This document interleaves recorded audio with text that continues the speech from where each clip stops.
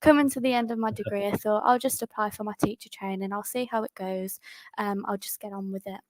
And really, thinking about it since then, I think that this is something that we need to speak to young people about, and something that I wish that somebody had have told me when I was still in school, so that, you know, by the time I did come to the end of my degree, I wasn't panicking, thinking, oh gosh, what can I go into next?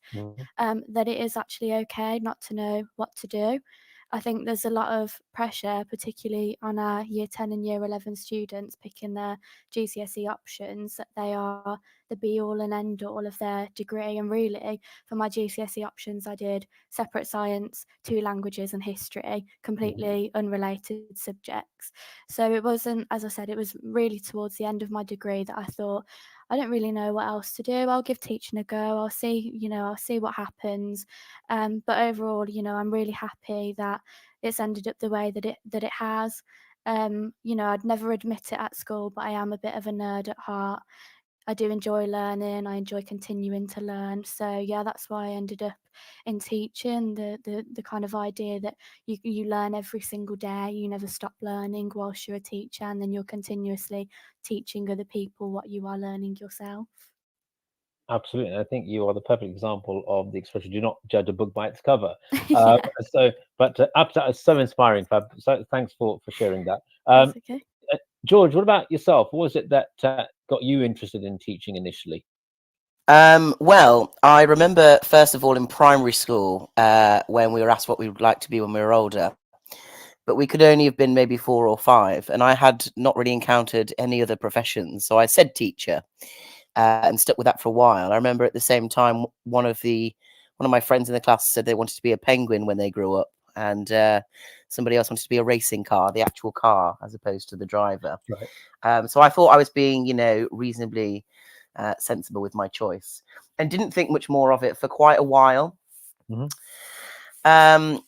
But in secondary school, all of a sudden I became what we might refer to as a challenging pupil. I was kind of rude, dismissive, very, very bright, but very annoying. And I just kept kind of going, my parents didn't understand where this was coming from. Lots of my teachers didn't have time for it. And it was sort of, as soon as I began to kick off, I was out of the classroom, pushed over to somebody else, and sort of dealt with from there. And that went on for a number of years, me doing ridiculously silly things like jumping out of classroom windows and walking out of lessons, then round the back of the windows, kind of eyeballing the teacher through the glass, and all this silly kind of behavior. But I had several teachers, one in particular, but several teachers that never really gave up on me. And they would, they do things, I remember once I don't know what I was being grumpy about, but I just sat down on the floor on the staff corridor, and I kind of refused to go into the office to talk to one of them. So this lovely, gorgeous, the deputy head, she was 60 odd, I don't know exactly how old, but she came and just sat down on the floor with me. And that was kind of one of the examples of many things that she'd done. I remember once I don't know what I'd done, set fire to something. I don't know, something terrible. Oh wow. No, I don't know. It wasn't that bad. I'm sure it wasn't that bad. But my mum was coming to pick me up, and I'd sort of had this sudden sense of Catholic guilt.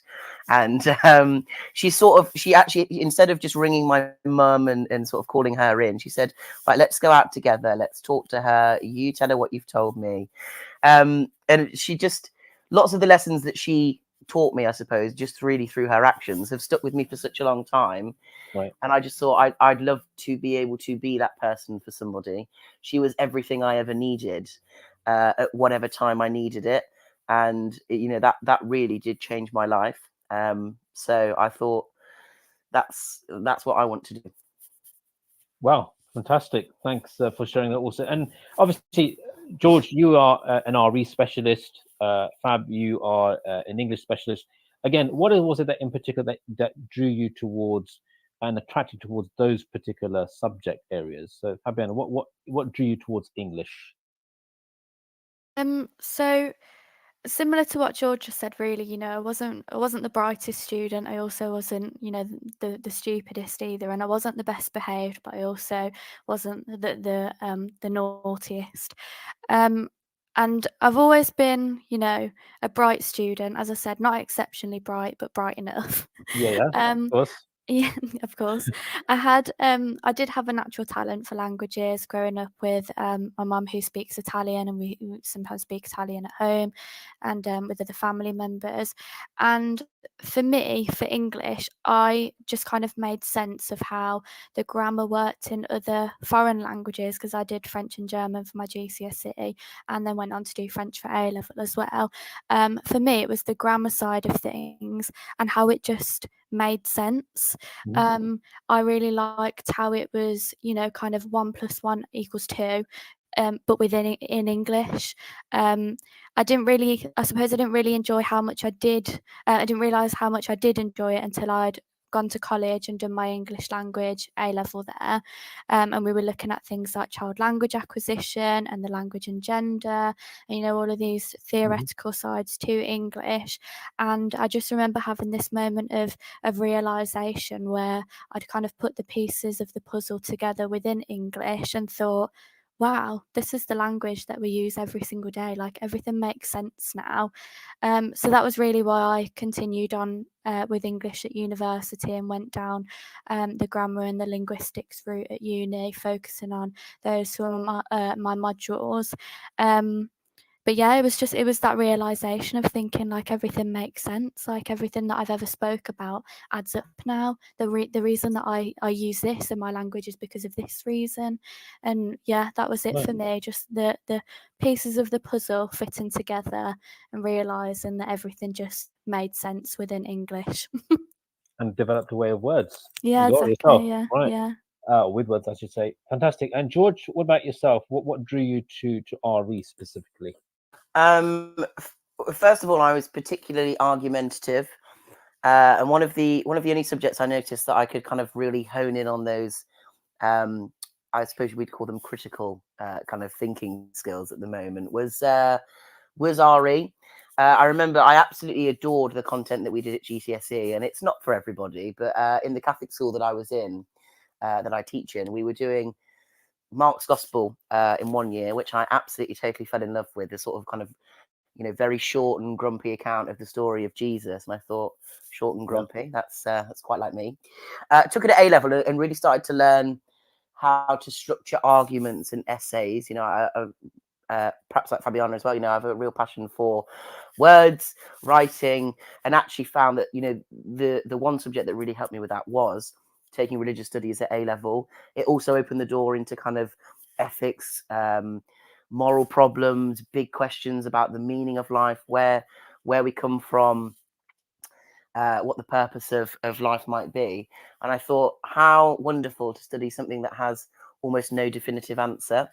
So I decided to go to university and study philosophy and theology, which I absolutely adored. I was moved away from Leicester, was living in London, did a master's degree in ethics as well, and just kind of, I don't know, I'm just totally in love with getting other people to realise that there's perhaps more, there's something beyond us, or there's something bigger to explore, and that life might have a purpose that simply, has not been explored by whoever sat in front of me beforehand. So I love answering big questions, but I also love kind of seeing the penny drop when students feel that they've actually understood something that, perhaps would sound Sure. like a ridiculously large concept at first. Right. No, fantastic. And in terms of, obviously, when you both had decided upon which subject specialisms you were going to pursue, then obviously comes the applying to train to teach itself. And Fabiana, again, I mean, I was absolutely gobsmacked. I think you might remember my reaction when I saw you down the corridor when you applied for, I think it was an English place, wasn't it, at our school? And sort of trying to get to the bottom of why you're even there. So how did that feel? I mean, having a very different perspective. Obviously, you were there as a student previously, and here you are now standing at the front of the classroom. How did that feel? Coming back to school, firstly. First of all, yes, I do remember your face when you saw me in the corridor again for the first I won't time. forget it. It was sheer confusion, maybe a little bit of panic, thinking, what on earth is she doing back here? But for me, going back to my old secondary school to do my placement there, to do my teacher training there, was a really weird feeling. yeah, it was really strange. I remember thinking throughout my entire first placement, I can't believe this is what it's like on the other side. I can't Right. believe this is, you know, the perspective that my teachers had of me at school the whole time that I was here. Reality check. Yeah. Yeah. But I was quite lucky because my second placement was completely different to my first one. So I was really lucky that I was given, you know, the opportunity to experience two completely polar opposite schools. I definitely found my second placement a lot more challenging than my first, maybe because as I said, my first placement was my old school, so I knew things. I knew staff. I knew some of the students, particularly the A Yeah. level students. Um, so yeah, I definitely did find my second one a bit more challenging, and it was cut short due to COVID, which obviously was unfortunate for us. But obviously, our university had given us plenty of assignments and schemes of work and things like that to fill in the gaps that we were missing, which of course we were absolutely overjoyed about. But just, you know, doing my placements was a really strange feeling for me. I remember the whole time just thinking, I can't believe this is my life now. This is, you know, how I'm going to spend the next 60 odd years of my life. And um, again, as I said, thinking this is really what my teachers have thought of me for the 5 years that I was at this school.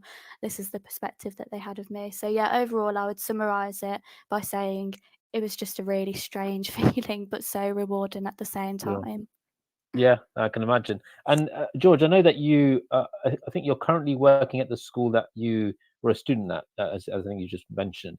And again, so when you went back to your original place of learning, but this time as a teacher, how did you feel, and how do you feel even now?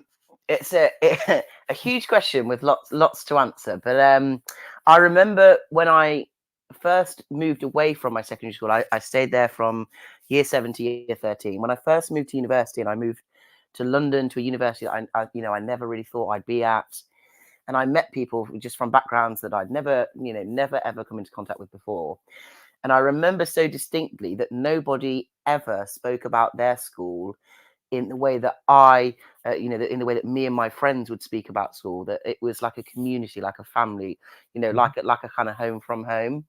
And I thought it was sort of written in the stars. I think I wrote in my yearbook in year 11 that I would obviously be back in 10 years teaching RE, and lo and behold, I am. But it was such a special place for me as a student, and I thought, what kind of better environment to go back into to give back, really. So it was very special coming back, and I have to remember on days that we all have them, days that are tough. The kids are tough, the staff are tough, whatever it might be, parents. I have to really remember that that place kind of gave me life, and it actually gave me a chance to go on and do these things, because who knows where I'd have been without those teachers there. So really did. There are days that are tough, and obviously as a child, I think your world is a lot smaller, and you think the whole school is great. When you're a teacher, you're like, okay, there's a lot more to do than I actually thought, but we'll power through. I do love the school. I love it absolutely to my very core. I do remember training to teach, so I trained in Cambridge. Again, moved somewhere else. You and I first initially met at a Peter Vardy conference, Yes, and we he was did. the one. He was the one that recommended to me that I teach. I essentially I'd done my master's degree, sort of here and there about what I was going to do next. Knew that I was going to do teaching, but didn't know exactly when. And he was like, "Pull yourself together, apply for this place at Cambridge." And I thought, A, I'm not ready. B, I won't get in. But to my surprise, I did, and the course was exceptional. But I really was not. I wasn't a fan of the placements. I think I was probably one of those people that thought they knew how to do the classroom before they'd actually practiced it. And teaching RE is such a broad, kind of strange experience. Teaching it in a Catholic school, it's at the forefront of everything that happens. Teaching it in a secular state school, it's not so much. So I was really torn, actually, when I was training to teach, about whether it was going to be something I could continue for a long time. Yeah. Brilliant. Yeah, I think I remember it was a Vardy conference, and I think you were participating in a debate with the legendary Peter Vardy. I know. Was That that? only really happened because I think someone pulled out. I was actually just the conference admin. I did the No, teas and coffees. you did a fantastic job. I remember very Yeah. clearly.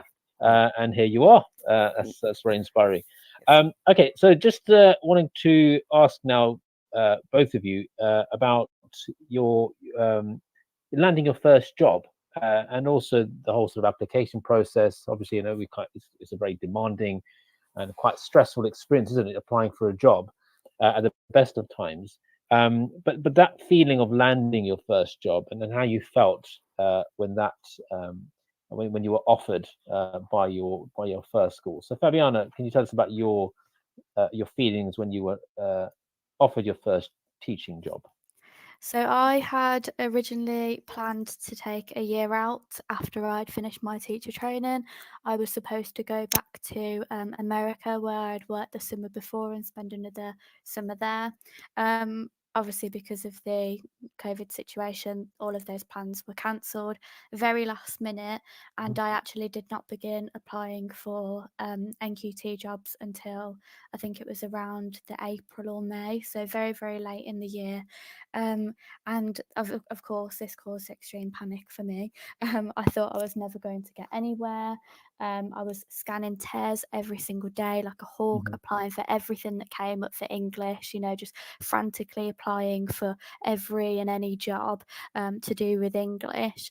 There were other people in my cohort at uni who had been offered jobs from their first placement straight away. And I just remember thinking, what's wrong with me? Why does nobody want me? Am I a bad teacher? Is there something wrong with me? And I think I'd interviewed for around 6 or 7 different jobs until I just secured the job at my school now. So out of all of the jobs that I had applied for, I interviewed for 6 or 7 and then secured the place at my school. And I just remember having this huge feeling of relief.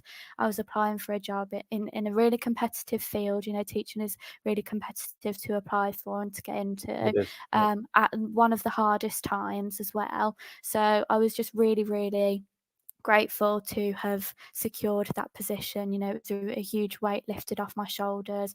As adults, we've got things to pay for. So I was really stressing that I did not have a job for September. But yeah, it was a huge relief lifted from me. And I was actually given some feedback afterwards on how, Yeah. why they'd picked me for the job. And the reason was because at my school, we have a really, really strong stance with positive relationship with students.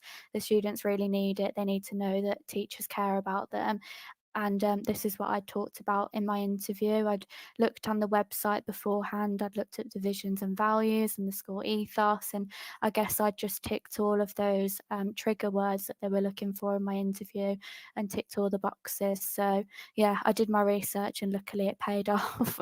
Yeah, clearly did. Yeah. No, that's brilliant. And George, about yourself, landing your first job. How did Um, that happen, and how did you feel? yeah, it feels like such a long time ago. Obviously, it wasn't too long ago, but I remember a couple of people on my PGCE secured jobs really, really quickly.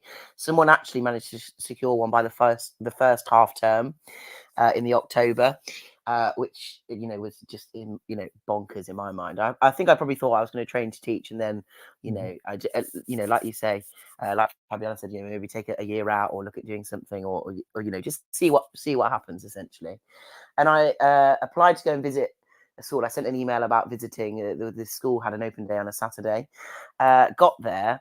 There were about 50 of us waiting in a room all day. I was there for about six hours or so. Kind of, we got a little gift bag, lovely. But then they almost sort of interviewed everyone on the day. Yeah, And I actually remember thinking, God, I don't want to work here. But I was so new, and I just didn't realize that you could almost sort of say no to things as well. That actually, certain schools don't fit what it is that you want from them. So I sort of left there with a bit. I was very, I don't know, I was very intrigued by the whole kind of situation. Obviously, they want you to agree, don't they? Pretty much on the day in teaching roles. Um, that's right. Yeah, they do. so I then looked. Essentially, I was pretty sure I wasn't going to go back to Leicester at the moment. I wanted to be in London. Found a great Catholic girls' school, applied for the job, went in for the interview. I was the last one to be seen, and we were all sat in sort of like this kind of waiting area. And as the candidates had come out of the interview, they left. They totally left the building. They're just like, oh, well, yeah, they've said they'll ring us, and they just left. So I came out of my interview. No one really saw me, and I just walked off the site, got on a bus, and travelled. I was only maybe 10 minutes down the road, staying somewhere. They got a phone call like, "Where are you?" And I was like, "Oh, I've left." And they were like, "No, you need to come back. We want to offer you the job." Right. So what it was, I always get, it's I've been interviewed for other jobs, but this was the first I'd say career interview that I'd been to. And obviously I'd had such a weird experience in the other place, one was being interviewed without really wanting to be, that when the other two candidates left, I just assumed, right, so they'll, we'll leave and they'll call us. So yeah, I had to get the bus back and go in and sign some paperwork. And it was a relief. That was just before the February half term. So I thought, thank God I do not have to fill in another application, because they are lengthy. Killers, aren't they? Killers. Yeah, absolutely. Now, obviously, as Athiya has very kindly confirmed in the show about me being slightly older than both of you, and so therefore I think I can talk with a bit more experience. And I've had 3 main teaching positions since I qualified in 2005. Now, again, this is really showing my age, and I have to say that on each of the occasions where I landed those jobs, it was and I've attended several other interviews for other positions elsewhere, but the 3 occasions where I was actually offered the job was when I actually least expected to be offered the job. I remember when I first qualified in 2005, I attended an interview at a grammar school in Birmingham, and I was the least experienced, the least qualified. I was quite particular about my requirements as well, and as a person of faith, I really value time off on Friday afternoons so that I can meet my prayer commitments. And so that was a requirement that I put to the head teacher and the panel, that if I was going to be offered this job, it would be with this condition that I need Friday afternoons off. And the moment I said it, I sensed a really negative reaction. I thought, well, forget this then. I'm already thinking about applying elsewhere. And I was shocked when they called me to the office to say, we are very happy to accommodate your request. And then the next job I had 4 years later was at my current school, which is a head of department position. And I was shortlisted with 5 other candidates. In fact, there were 6, including myself. And the other 5 were already heads of department, and I was the only one that wasn't head of department. So again, I turned up, seeing what the others were all about, their experience, their expertise. Again, I thought, what on earth am I doing here? Don't stand a chance in hell. And was shocked when I got the call on the way home from the head teacher saying that we'd like to offer you the job. And I think there's no better feeling, is there, when that happens. And in terms, I think both of you have already touched upon this before. But in terms of, was teaching what you expected it to be, and especially with the last year, with the lockdown, in light of the pandemic, obviously there's been an added challenge there to our practice as teachers. What would you say has been the thing that has maybe surprised you the most, having come into the profession? What would you say have been your main challenges as teachers? Fabiana, we could start with you on that one. For me, one of my main challenges I found has not been able to switch off from work.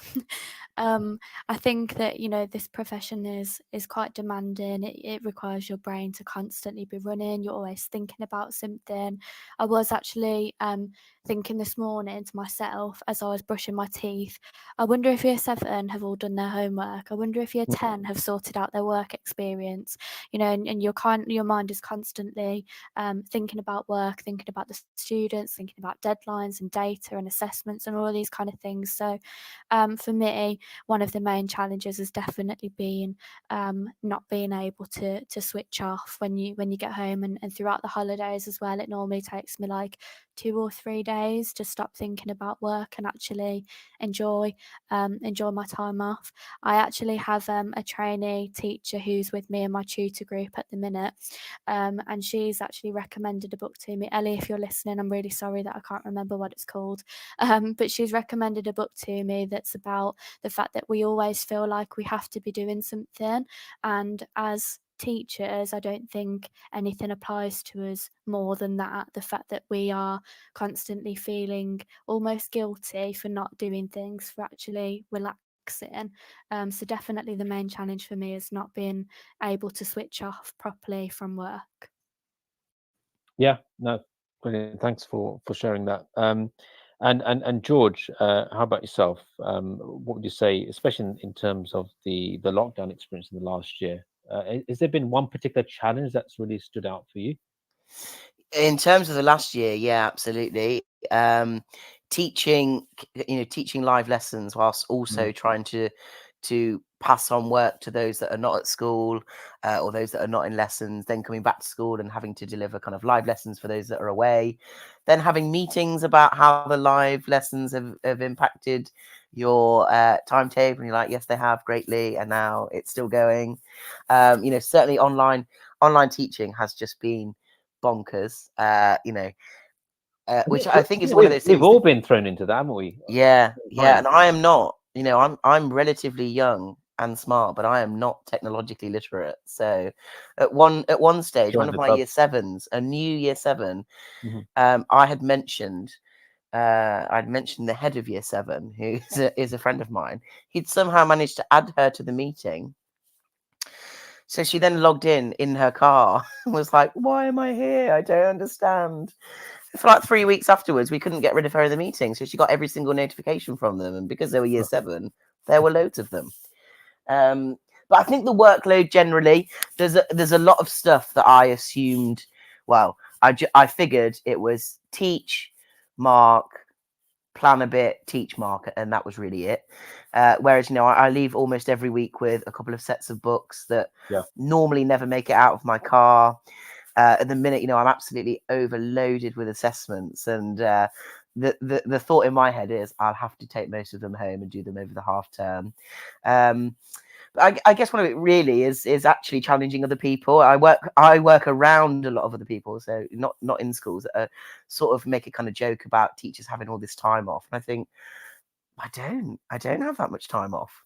I come home every evening with a stack of books or a stack of marking, and very often don't get through anywhere near as much as I thought I would. But the workload at certain times of the year is crippling, and people don't seem to realise that. So I think I was not expecting that when I trained to teach. I just figured it was more of a sort of walk in, do your job, walk out type thing, and I couldn't be more wrong.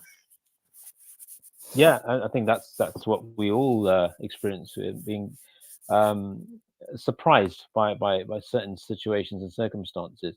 I'm just wanting to just move things on. We do have another segment on the show, but I think whilst I have both of you, it's some fantastic experience you've both been sharing, and I'm wanting to focus now on obviously the more positive aspects. So firstly, what would you say have been your sort of most rewarding experiences since you've joined teaching, and what is it that you think keeps you going? I mean, we are living at a time when teachers have been getting a bit of bad press. And earlier today I was seeing on Twitter, I think it was Robert Peston, who has upset a few teachers by suggesting that perhaps they were underworked, or we were underworked during the lockdown period. I know that Tom Hopkins Burke, one of our other hosts, has actually invited Robert Peston to his weekend show. I'm sure I saw that right. Tom, I hope that's correct. So yeah, I mean, we're getting a lot of bad press, and feel as though we're not being valued as much as we should be. So, what would you say is it that really drives you and keeps you in the profession? What is it that is keeping you going? Fabiana first. So this is going to be a really cliche answer, but for me, it's literally the students and having such supportive department and other colleagues as well. I think I've actually been quite lucky joining the school at the time that I did, because we're all together, whether we like it or not. We're all together during our free periods and during lunch and during break and before school and after school. We have that opportunity to kind of support each other, whereas of the times we'd be locked away in our classrooms. Mhm. So for me, I think it's just really nice being able to see students progressing throughout the year. I remember saying to Mike, who was my mentor in my first placement, I actually cannot believe that students are writing what I'm telling them in lesson. Like they're actually writing, like I said that, and that's what they're writing down. I can't believe that they trust and that, you know, they respect what I tell them as a teacher. So I think it's really nice and it's really rewarding for students to look up to you, to see them progressing throughout the year. And to start developing as the young people that they are, and like I said, I have such a supportive department, such supportive colleagues. So for me, it really is the students and the colleagues that I work with that keeps me going throughout the day. And maybe one last thing, Fabian, if you don't mind. I mean, Yeah. what would you say would be your main advice to somebody who is thinking of taking up teaching, maybe a bit hesitant, Hmm. perhaps again seeing the bad press, seeing the way that teachers Yeah. are, and as we also see, you know, every single day on social media, I'm seeing people announce that they're leaving the profession. And so, you know, what would you say to somebody who is thinking of teaching, to try and maybe inspire or motivate them to crack on with it? I would say that, you know, the reason that we do teach is because we love what we do. We're passionate about our subjects, and if it's a case of before you started your degree and you're thinking, you know, after this I would like to go into teaching, try and choose some modules in your subject that are in line with the national curriculum. Yeah. I remember when I went into teaching, and a lot, as I said, a lot of my degree had focused on the language and linguistics side of English, and then I came to teach and I had to do the literature side that I obviously didn't do at A level either. I hadn't done it since GCSE. So I was faced with, you know, Shakespeare and poetry and things like that that I really had not done in a long time, and kind of regretting the fact that I hadn't looked at that side of English in my degree. So if you're thinking before you start your degree, I would like to go into teaching after this, try and choose some modules, especially for things like English, where you can, you know, align your modules. But obviously, if like me,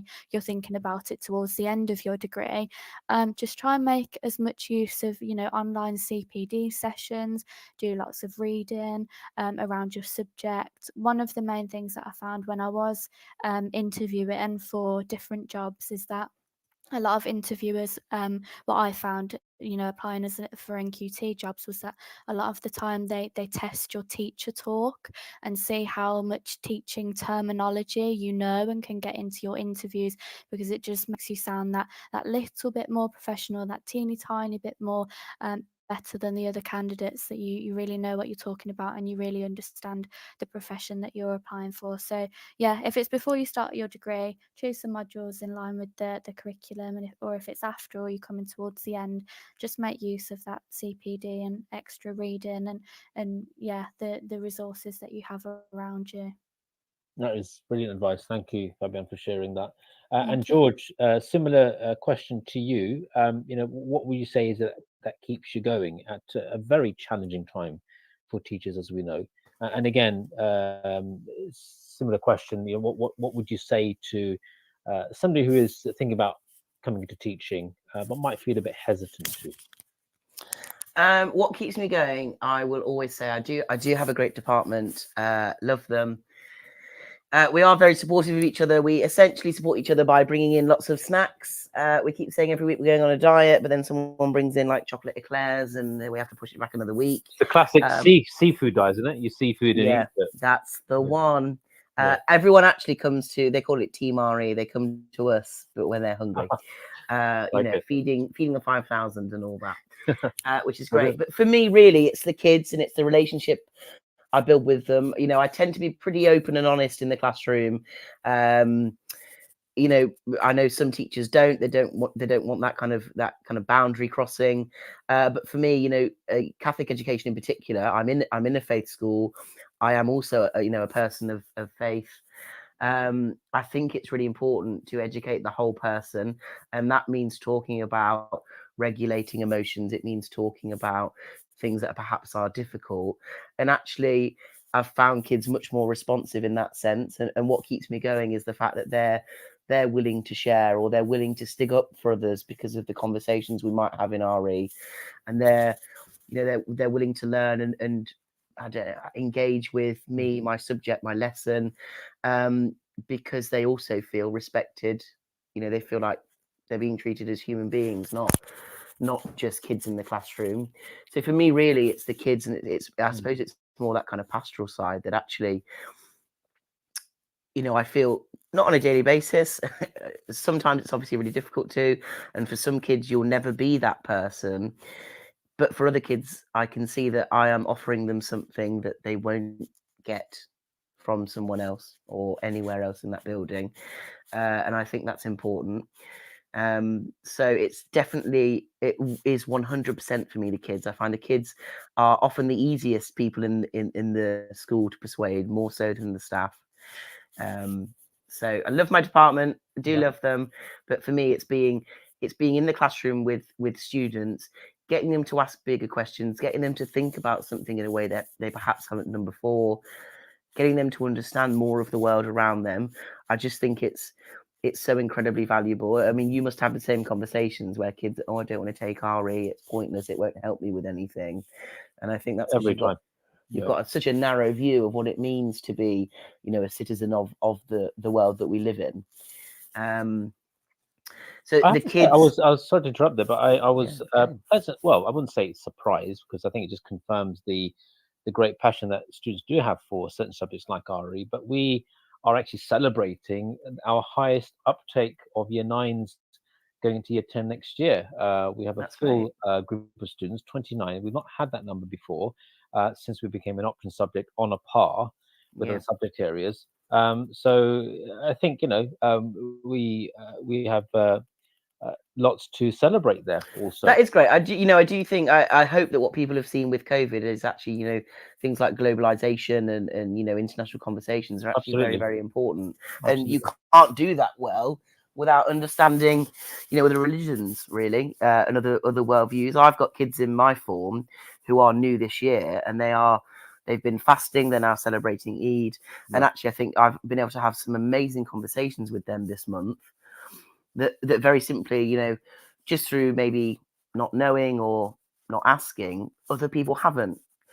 And it allows them to feel like, you know, human people who are respected for who they are, not just what they're doing there, which I think is one of the things that keeps me going, for sure.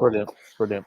My advice would be, I was very hesitant, and I'm still very hesitant as to whether I could do this for the rest of my life, or working life, I should say, although that feels like a very long time now. But I'm 27, presumably would have to do it for at least another 40 years. I am very hesitant as to whether I could manage to do it for all, you know, certainly at least another 30. Okay. But I think if you genuinely want to know whether it's for you or not, you have to throw yourself in. And like I say, you have to throw yourself into the aspects. For me, it's into what can you do better for those students in front of you. So it might be pastoral stuff some weeks. It might be academic. It might be curriculum based some other weeks. And that's fine. It might be a bit of both. But I think you will only ever know it's right or wrong for you if you throw yourself in. And there is also no shame in figuring out that it's not for you. I think it's very sensible advice. No, I totally agree with that. And I think, you know, I don't think anyone comes to teaching for the money.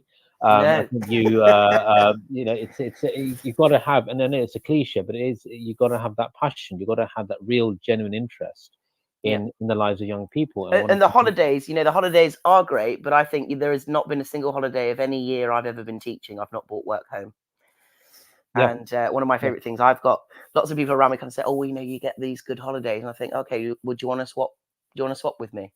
You do what I do, and I'll do what you do. And instantly, straight away, people come back and say, no, I couldn't do it.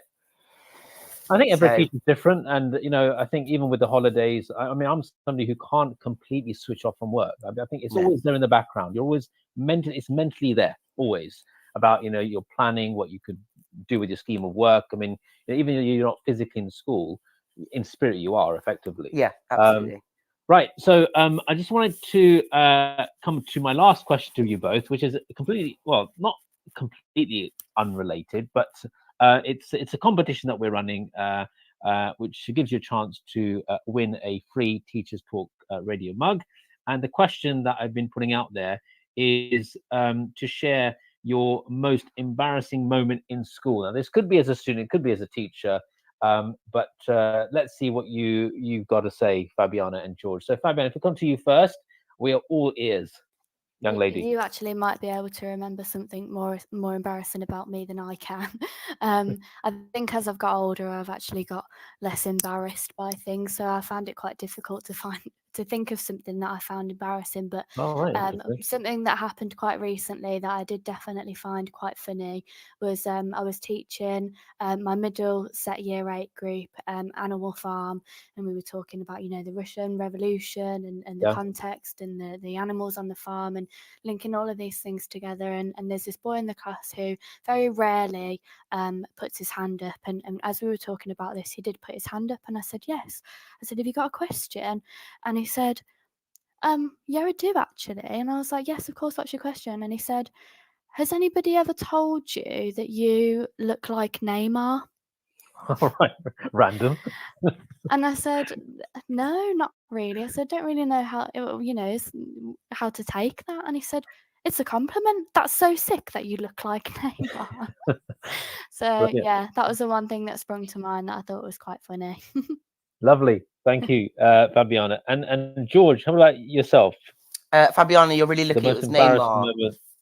Because I've had that, I somehow remind them of Mr. Tumble, which I think Oh, is unacceptable.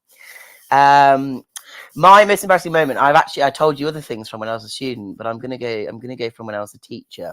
Okay. So I was a year 11 form tutor last year. I started my role in the school 2 years ago when the current year 11s were in year 9. And I am transgender, so I was born female, now identify as male, take hormones, have had some surgery. But when I first started, I was about 3 weeks on hormones. So I sort of looked, sort of like a masculine woman. But, the kids were told it's Mr. and there was no questions about that. Okay. Kids are all used to it. That's all fine. 2 years down the line, I'm a year 11 tutor. I've come in this year in September. I am now a form tutor of a sixth form. So I've got year 12s. And we take new applicants into year 12, students that perhaps have been somewhere else. Right. Very, very early in the term, me and my form had to walk somewhere. We had to switch rooms because our original form room was a cooking room that needed using for something else. And one of the young guys in the form said to me, I've known him for years. He turned around and says, "Oh, don't you just feel when you take your mask off like that breath of fresh air?" Like without skipping a beat on this table, as they're all kind of having, like some morning snacks and a drink. I said, it's almost like that feeling when you take your bra off after a long day. To which this new kid spat his water out on the table because, of course, he had no idea that I was transgender. So he was honestly confused for a solid couple of minutes until we explained that. But he spat his water out on the table. So right. Okay. Can't imagine the response there. Thank you, George, for sharing that. Brilliant. So that will certainly, along with Fabiana's, be in the running for the free mug prize. And I do have others to share that I've received through social media. And we have another guest that we introduce very shortly as well. So stay tuned, everyone. And the winner will be announced on social media a bit later on. The tension mounts, doesn't it? Good stuff. Fabiana and George, thank you for being such great sports and coming on to the show tonight and offering your very valuable insights and experiences, and obviously more important, advice as well. That I think a lot of young people take away very positively who might be thinking about entering the teaching profession. So thank you to both of you. thank you Really for having appreciated us. you. to be Pleasure. here. So thank you very much. You. Thank you very much, and have a good rest of the evening. Okay, right. So we are going to move on now, everyone, to our next segment. And thank you to Dr. Branwen Bingle, who's been very patient on the line. I'd just like to bring Dr. Bingle in. Bingle, sorry. Can you hear me? And more importantly, can we hear you? I can hear you. Can you hear me? Yes, perfectly clear. Excellent. Thank That's you very work much. then. Good to have you with me tonight. Thank you for joining.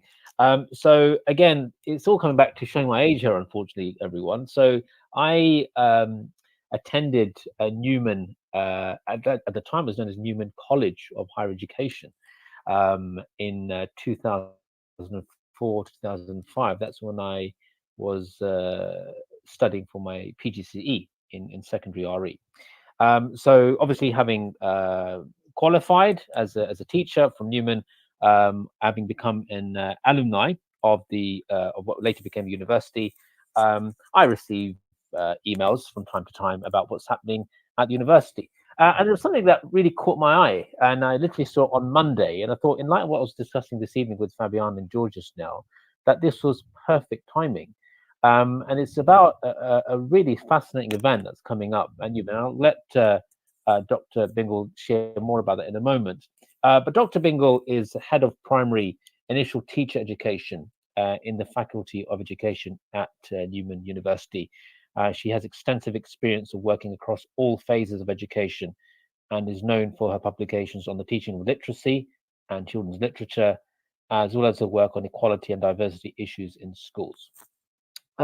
So welcome, Dr. Bingle. Great to have you with us this evening. And as I said, this particular event caught my eye, and it's called "Why Not Teach? A Big Conversation," and it's in a context of unconscious bias and racism in teaching. So I was keen to get Dr. Bingle on to the show to tell us a bit more about the context, and also a bit more about the nature of the event and what inspired it as well.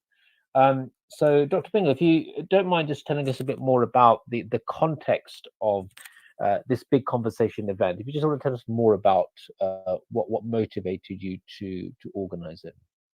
Absolutely. But before I do, can I just say it's absolutely fine to say Branwen. So few people use my title that I'm starting to look around and wondering where this doctor is. I'm just used to showing respect to higher authority. I absolutely appreciate it, but I can promise you there was a lot of hard work, but no higher authority involved in there. Branwen it is then. That's fine. Absolutely. Okay. So I actually, the university for a much longer period than I do. I joined the university in April of last year in the middle of lockdown, and I have spent a lot of time trying to get to know our partners, the different schools that we work with. Mhm. And as a Catholic university, we obviously do work very closely with the Catholic schools in the area.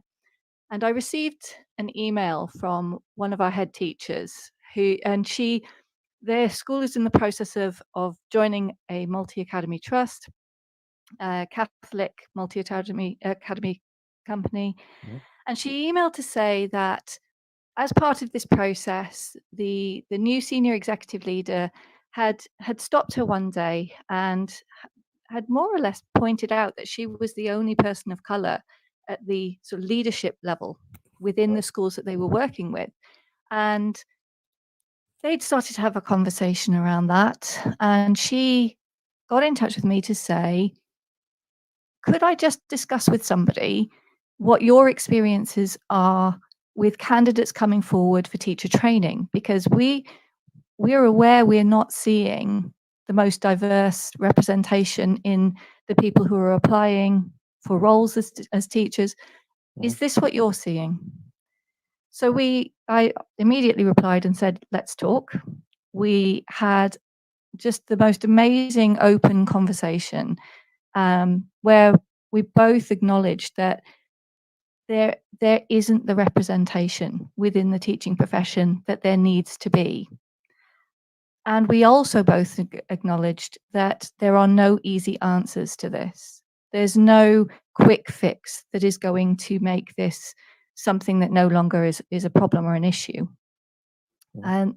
And one of the problems that this head teacher has is that how can she appoint people to leadership positions if they're not applying for teaching positions? And how can she appoint them to teaching positions if they're not applying to teacher training? So we started to ask ourselves, well, how do you get to the people who are not applying? We all know about those that can as a campaign for bringing people into teaching. But the reason that we decided to launch Why Not Teach as a campaign is because that's the question. Why not? Why don't you think teaching is for you when you come from those groups that we see in our classrooms every day?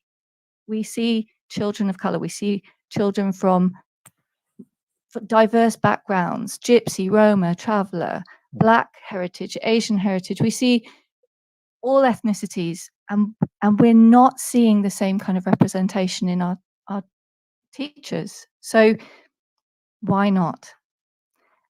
And this kind of brings me to something that I was listening into Freya Odell's program before this one, Right. and there was a comment made because they were talking about oracy, and a comment was made by one of the speakers about people don't take part in discussions and debates because they don't feel safe. And the follow-up question was, oh, great, how do we make them feel safe? And I think part of the issue that we recognized was that you can't have a conversation like this and make everybody feel safe. But that doesn't mean we shouldn't be having the conversation. Mhm. Everybody can contribute to this discussion that we're planning to hold, but it will raise some really challenging questions, and questions that sometimes people find uncomfortable and avoid because of that feeling of being uncomfortable about it. So that's the event. That's where we're starting. But actually, the big conversation is part of a much wider series of events and activities and things that we want to do to make sure that our teaching profession represents the children we have in our classrooms in the fullest possible sense. Now that's Brendan, that's a really useful context and very inspiring as well. I think having sort of acknowledged the great need to explore this further. Are you talking? I imagine that you're talking about across phase, not talking about specific primary or secondary. This is across the board, isn't it? It is across the board, yes. Yeah. It's all phases of education. Yeah, I've just seen a comment here from Atia Khwaja in the chat, who says that I was the only Asian in senior management in my town and don't see any teachers of color either applying. Says that she had a text from a fellow Asian teacher today to check if it was safe to apply to a secondary to teach in the town. Sobia adds that there's a lot of unconscious bias in education. It's not that they're not applying; they're not able to get through. I think that's exactly the point that you were just making a moment ago. And actually, that's one of the. So we're running this event over an hour, and we have two what we're calling provocations. One by Liz Pemberton, who people might know from Twitter as the Black Nursery Manager, who's doing a session or where she will do a talk, a presentation about why actually we want people to see color, that color blindness is not actually a helpful way of approaching these issues. And the second one is about conscious unconsciousness. Is unconscious bias actually a thing? Because it's actually a get out clause. I take that question, or rather that statement, absolutely, that there is that sense that there are gatekeepers that are preventing the more diverse representation within the profession. And that's a conversation we have to have.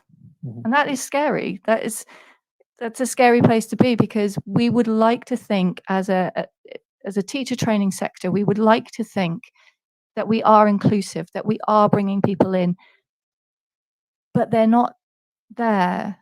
So something's stopping that. And so we have got to actually face up to this idea. Is the bias as unconscious as people like to pretend? Actually, do we need to be a little bit more aware of our own bias, our own stereotypes, our own assumptions that we are bringing to this process as gatekeepers of the profession, and not hide behind this term that somehow it's unconscious and we don't know we're doing it.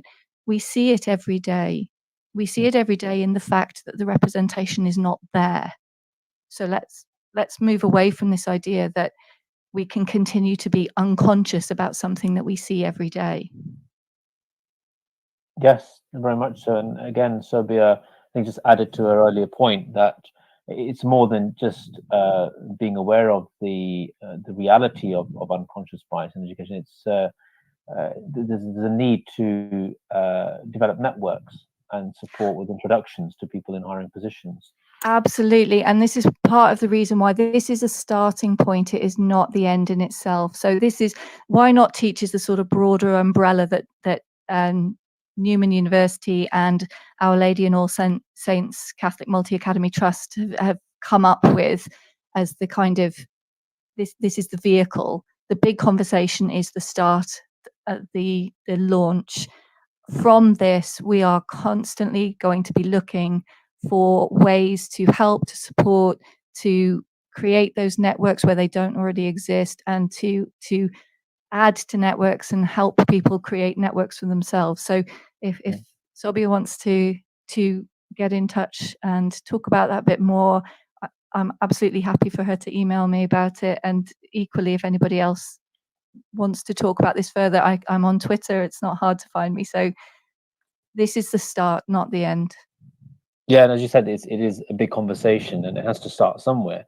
And again, just reading a couple of other comments, Atia says there seems to be or have been a real reaction to positive discrimination policies and representation, which made it seem political correctness is wrong. And Tom has also said that I thought the ultimate end goal was not to see anyone by their race, and for race to be seen like hair color or any other thing of that nature. So yeah, any comments on either of those observations there, Bronwyn? The end goal is an interesting thing. We do know we want to be at the end in a more inclusive and diverse space, but we're not there yet. And actually, again, this idea of hair color and the discrimination that people face because of their ethnicity or other people's perceptions of their ethnicity are not the same thing. Generally, you're not excluded from spaces. Generally, I will say I am aware that there are some prejudices out there, but generally you're not excluded from spaces for the color of your hair. But we know that that's not the experience of people of Black heritage. We know that that's not the experience of people from various populations who face discrimination on a daily basis, microaggressions, things that are just designed to make them uncomfortable in those spaces that actually we need them in, we need their voices. And there is that the reason we're having, I don't have an answer right now. That's why we're having the conversation. Right. Because for some people, the idea that I don't want to see color because I want to treat everybody equally, that's brilliant. And if that's working for you and in your spaces, you are seeing that representation, great. But as Liz will no doubt put far more eloquently than I will, there are reasons why she is going to present that actually, I want you to see color. I want you to be able to see who's not in the room. And if we're behaving as if we're colorblind, then that also gives us a get out clause, because we don't have to worry about who's not in the room if we're just assuming that everybody is starting from the same space and on a level playing field. Right.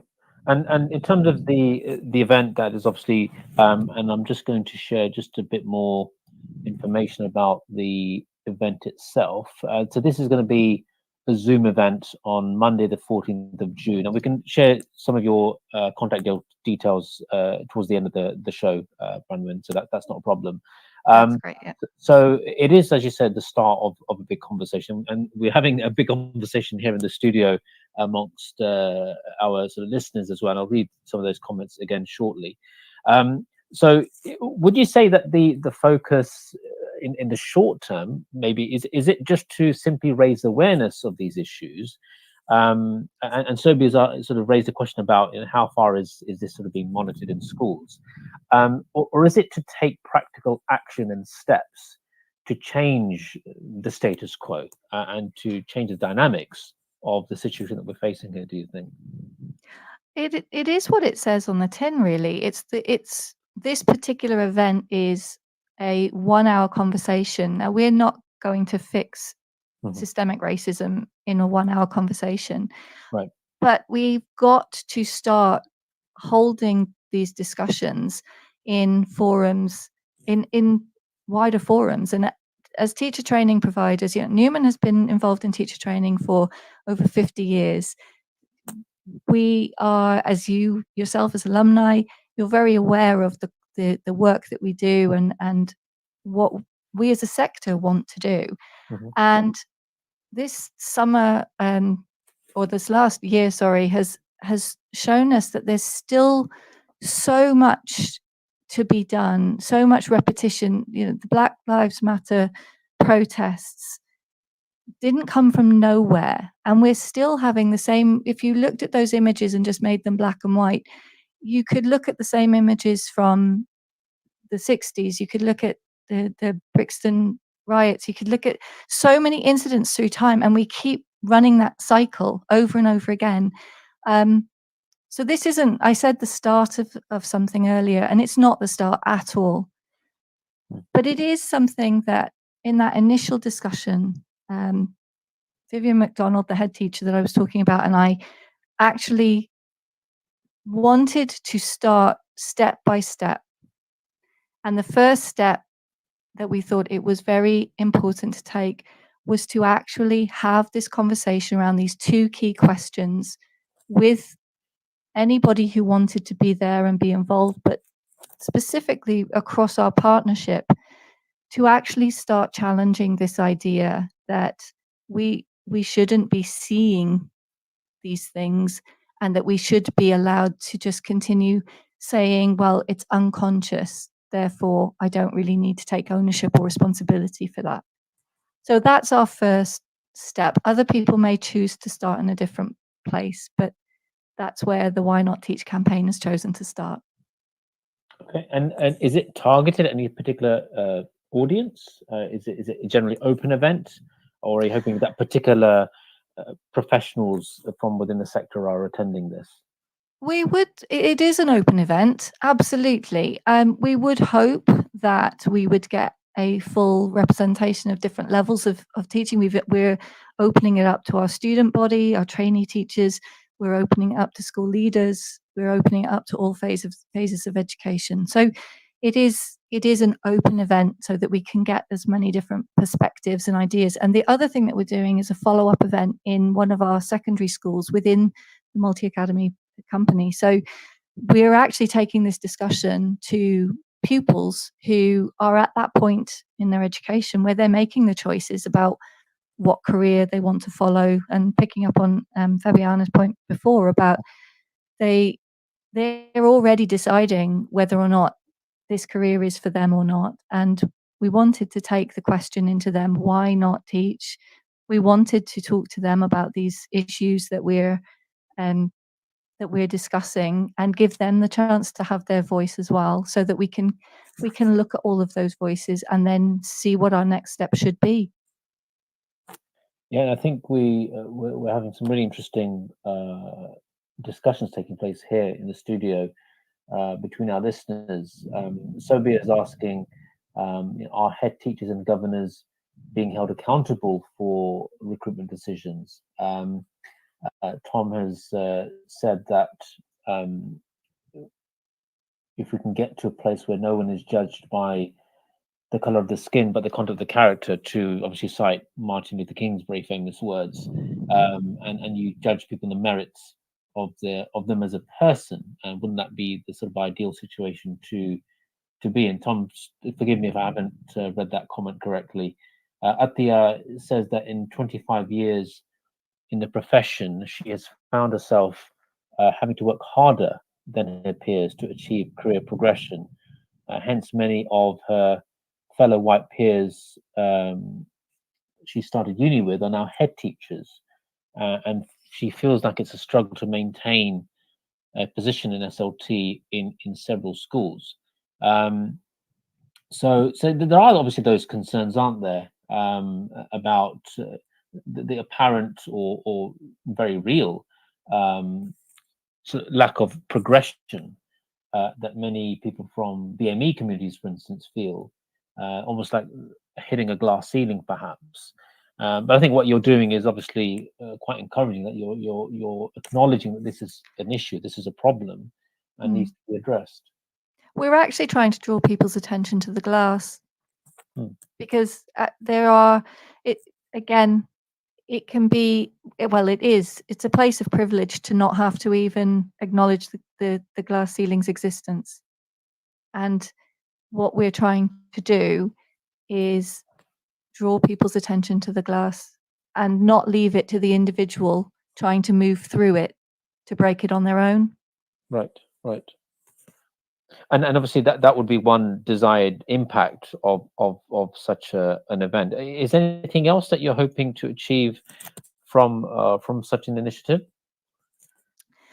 I think, again, that's quite a difficult question to answer, in as much as we've started here, but we see this as a long-term process, and we want to be responsive to what we find out. So we have got, I'm already talking to colleagues and various other education professionals about the next big conversation, potentially also being around things like disability and teachers who are disabled and the barriers that they face as well. This is not just a solo issue, but this is where we wanted to start, because this was the issue that was brought to us in the first instance.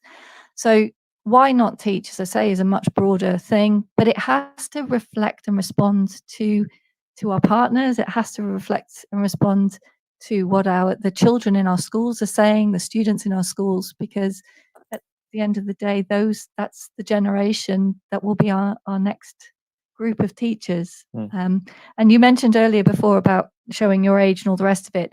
I'd been teaching 8 years by the time you qualified, so I think I've been doing this quite a long time now, and been involved in this quite a long time, and the demographics have not massively changed, and that's wrong. That's wrong. We can do something about this, but only if we stop just saying that's wrong and do something about it. Okay, fantastic. I still have to say that I think I still have grown a few more grey hairs this evening. I'm not feeling any younger, whatever anybody says. I became a grandparent 2 days ago, so I again for the second time. So I can genuinely say I probably have more grey hairs. I'm not quite there yet, but that's fantastic news. Congratulations. So just as a final couple of questions, Brandon, if that's okay. So how can people get in touch and get to know more about the event itself? So the event itself, I know that in the chat the links have been put in there by somebody, but you can go on to whynotteach.eventbrite.co.uk and sign up to come along to that. We are, as I say, planning to run more than one. So if you can't make this one, keep an eye out, and we will be hopefully running another one pretty soon. It will quite likely be after the summer. I think we've all had quite a full year already.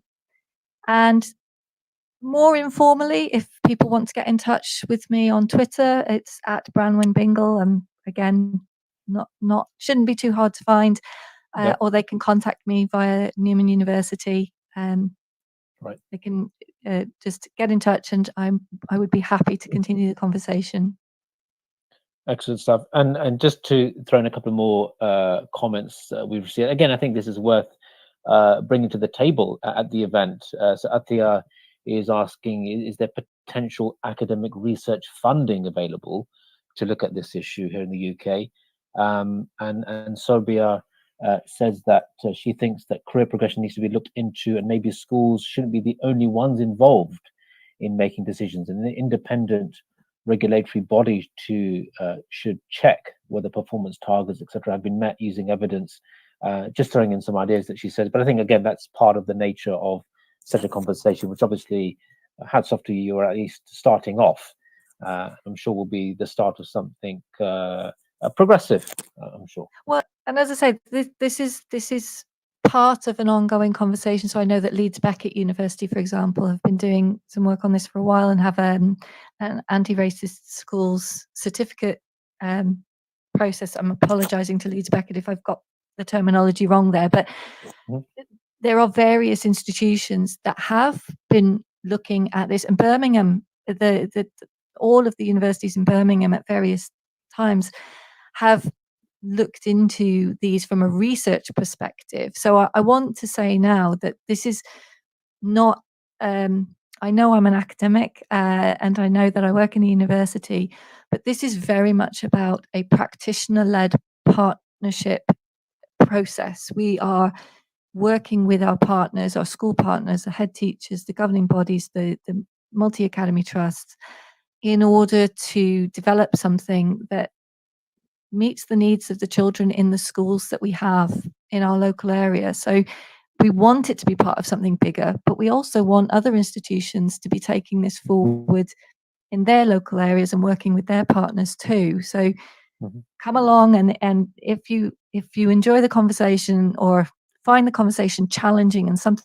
that you want to continue with your local university, then you at least can say, have you seen this, and could you put on an event like this? We are not precious about the why not teach idea. It's something we'd like to see spread.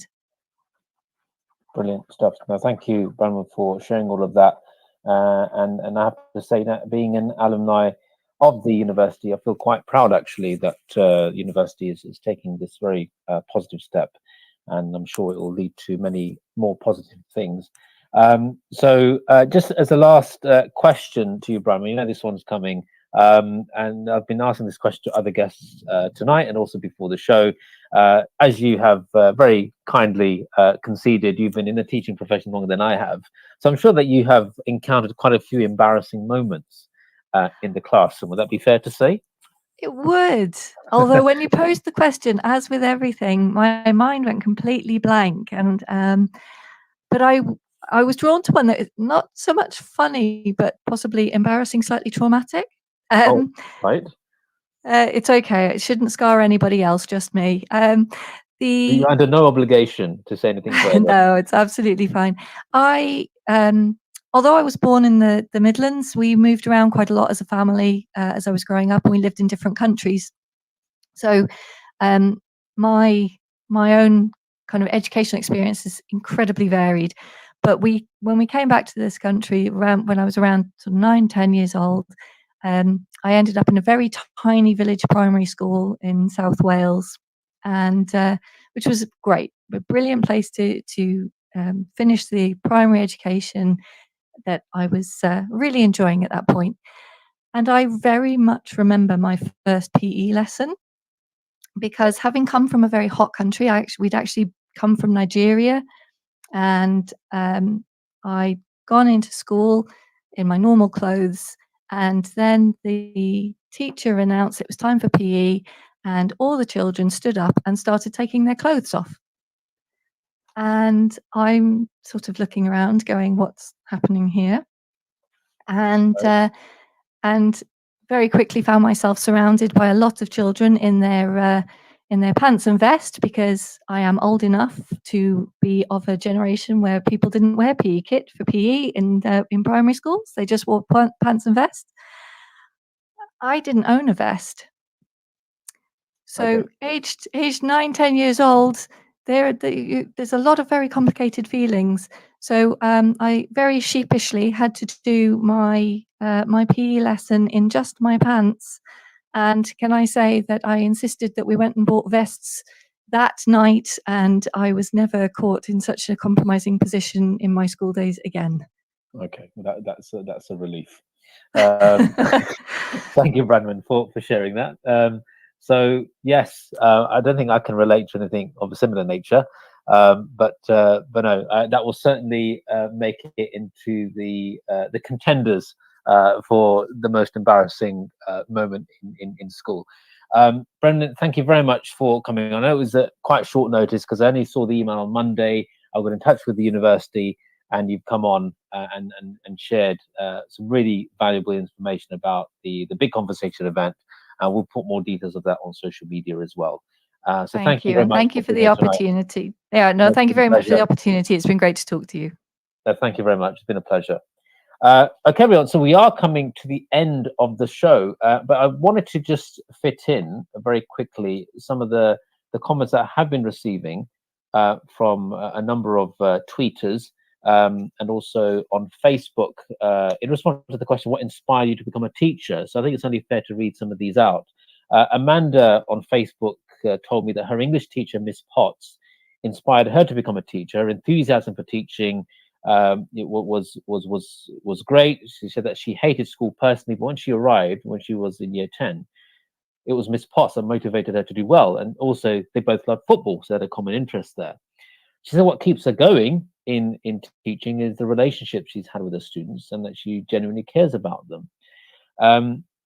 Mr. Gilchrist on Twitter says that it was a TV advert back in the mid-90s, which even I can't remember. Lots of famous people, such as footballers, politicians, and newsreaders, saying a name and then tag "No one forgets a good teacher." He says that was an incredibly powerful advert for him when he was aged just 14.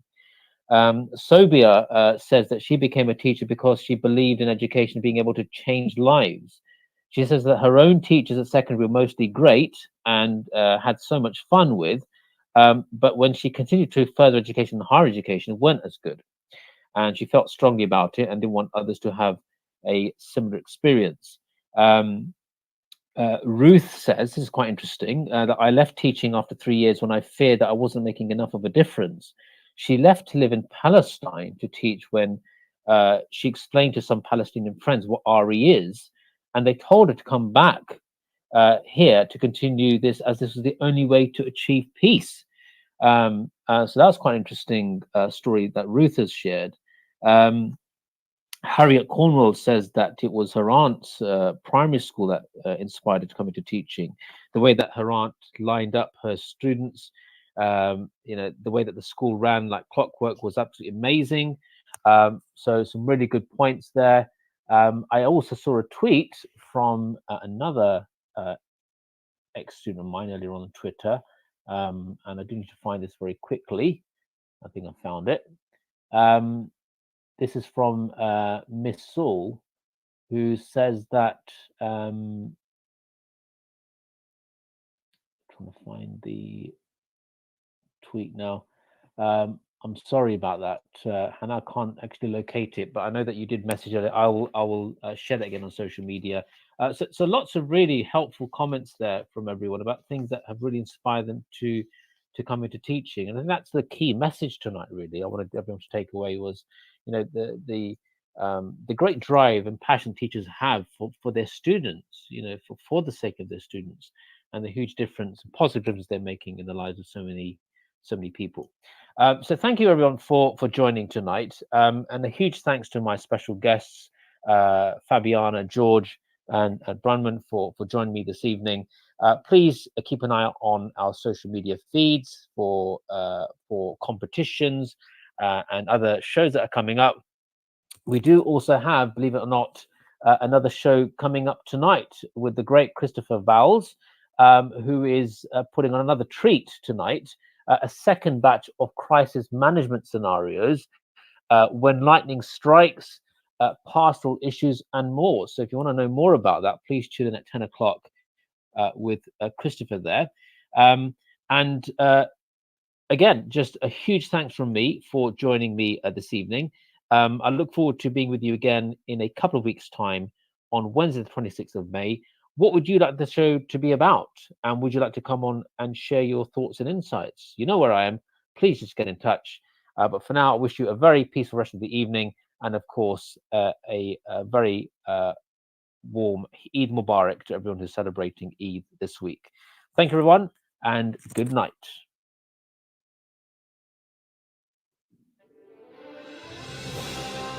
You've been listening to Teachers Talk Radio. Tune in live and listen back at ttradio.org. We look forward to hearing from you next time on Teachers Talk Radio.